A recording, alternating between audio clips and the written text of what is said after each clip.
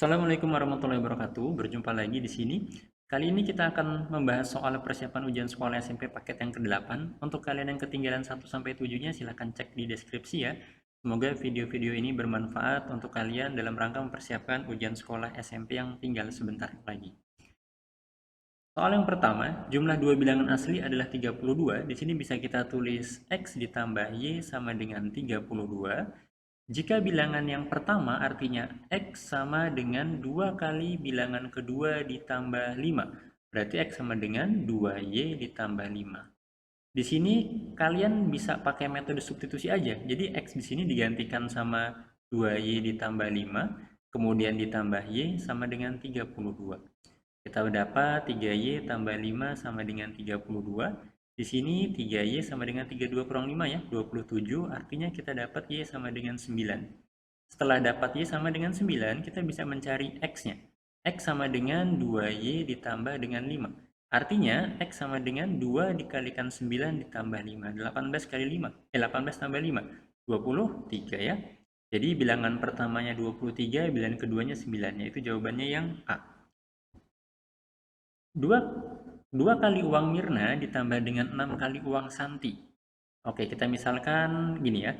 2 kali uang Mirna berarti 2M ditambah dengan 6 kali uang Santi, 6S adalah Rp50.000. Oke, 50 aja kita tulisnya.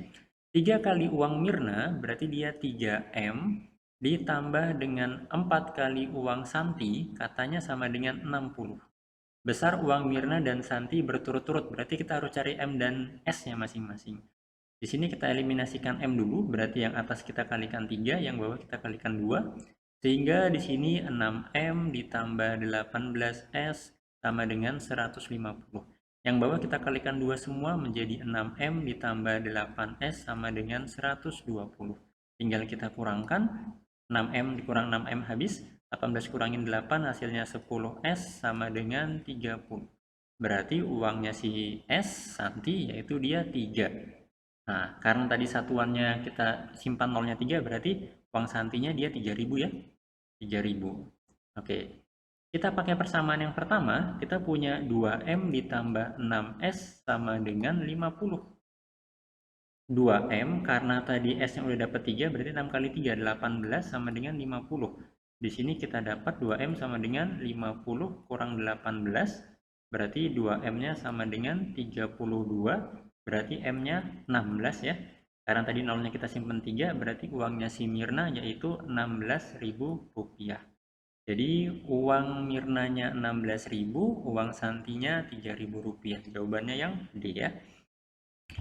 Dewi menjawab seperangkat soal dengan benar 30 soal. Oke, kita data dulu. Yang benarnya dia ada 30, kemudian yang salahnya ada 6 soal, yang tidak menjawab ataupun dikosongkan dia ada 4 soal.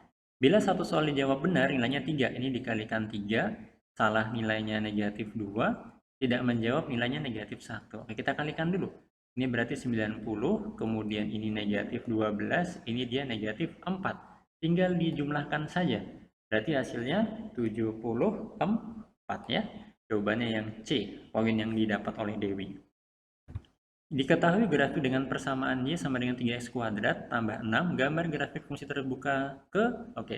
Lihat di sini, Y sama dengan AX kuadrat ditambah BX tambah C. Jadi grafiknya itu kalau A-nya kurang dari 0, dia bentuknya tertutup terbuka ke bawah. Kalau A-nya lebih dari 0, dia terbukanya ke atas. Berarti terbuka ke atas, yang C ya. Hasil dari, oke. Di sini 2 pangkat 3 kali 4, 12. Dikalikan 8 pangkat 2 kali 3, 6. Dibagi sama 4 pangkat 6. Ini kita jadikan bilangan pokok 2 semua saja. Jadi 2 pangkat 12 dikali 8-nya kita ubah jadi 2 pangkat 3 dipangkatkan 6. Kemudian 4-nya kita ganti 2 pangkat 2 dipangkatkan 6.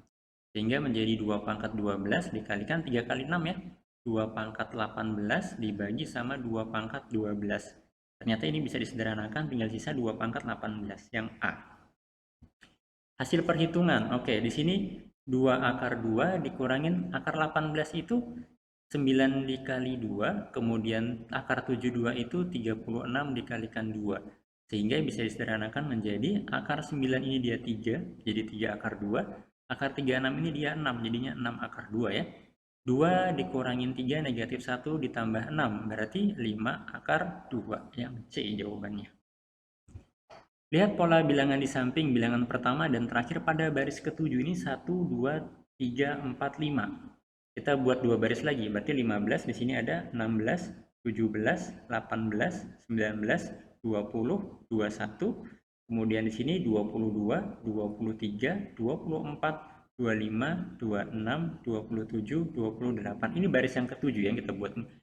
Bilangan pertama dan terakhir berarti 22 dan 28. Jawabannya yang B. 22 dan 28. Perhatikan gambar.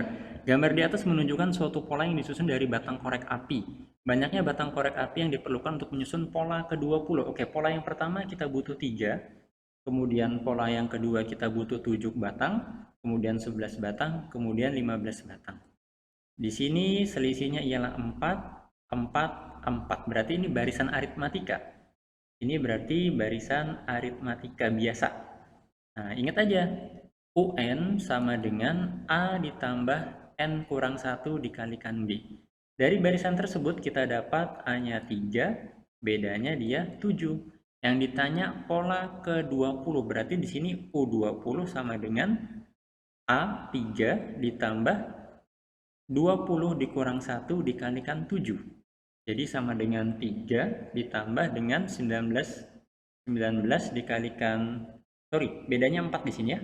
Bedanya 4, berarti ini kita kalikan sama 4, berarti 19 kita kalikan sama 4. Jadi 3 ditambah dengan 76, yaitu 79 ya. Jadi jawabannya yang B, 79 batang di pola ke-20-nya. Ditentukan kerucut dengan tinggi 16 cm dan jari-jari alasnya 12 cm. LP, luas permukaan kerucut. LP berarti ingat rumusnya PR, R ditambah S. S-nya kita belum punya. Oke, kalau mau kalian gambar jadi seperti ini kerucutnya. Tingginya 16, jari-jarinya 12. Berarti di sini menggunakan Pitagoras ya. Oke, di sini menggunakan Pitagoras. Silahkan aja, S sama dengan akar dari 16 kuadrat ditambah dengan 12 kuadrat. Berarti S-nya sama dengan akar dari 256 ditambah 144. Berarti S-nya sama dengan akar dari 400, S-nya yaitu 20. Maka tinggal disubstitusikan, Pi-nya nggak usah dihitung. Pi dikali R-nya tadi 12 dikalikan 12 ditambah dengan 20. Berarti 12 Pi kita kalikan dengan 32 hasilnya 384 Pi ya, yang D. Oke, soal selanjutnya. Sebuah limas beralaskan persegi panjang dengan luas alas. Jika volume limas sekian, maka tingginya. Ini limas. Volume limas, ingat dia 1/3 kali luas alas dikalikan sama tinggi. Volumenya sudah ada 60. 1/3 luas alasnya sudah ada 12, kita mau cari tinggi. Ini 12 dan 1/3-nya bisa disederhanakan menjadi 4 dikalikan tinggi. Berarti tingginya sama dengan 15 ya. 15 cm yang D. Departemen Pendidikan Nasional melakukan penelitian tentang hasil ujian nasional siswa SMP di Pulau Kalimantan. Sampel yang tepat berarti kita ambil beberapa saja.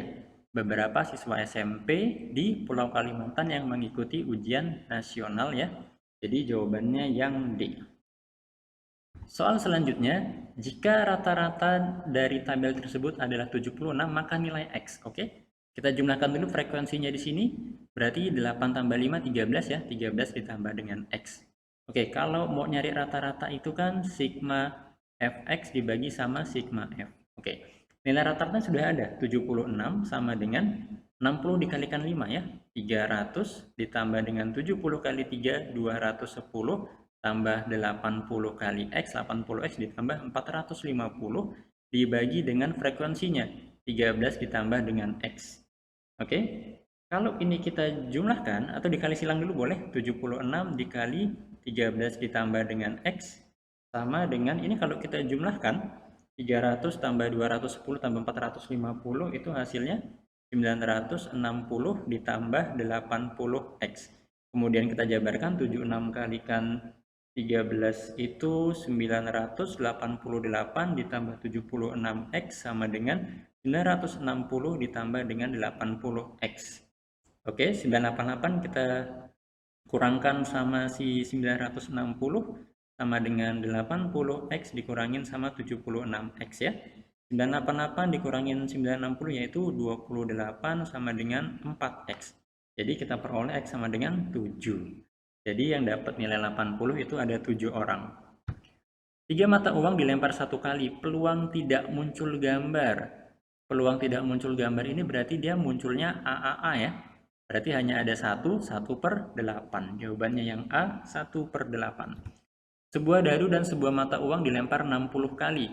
Frekuensi harapan muncul gambar dan mata dadu faktor dari 6. Berarti yang mungkin ya, gambar sama angka 1, gambar sama angka 2, gambar sama angka 3, gambar sama angka 6. Jadi hanya ada 4 per ketika dia sebuah dadu sama sebuah mata uang, berarti ini ruang sampelnya 6 dikalikan sama 2, hasilnya 12.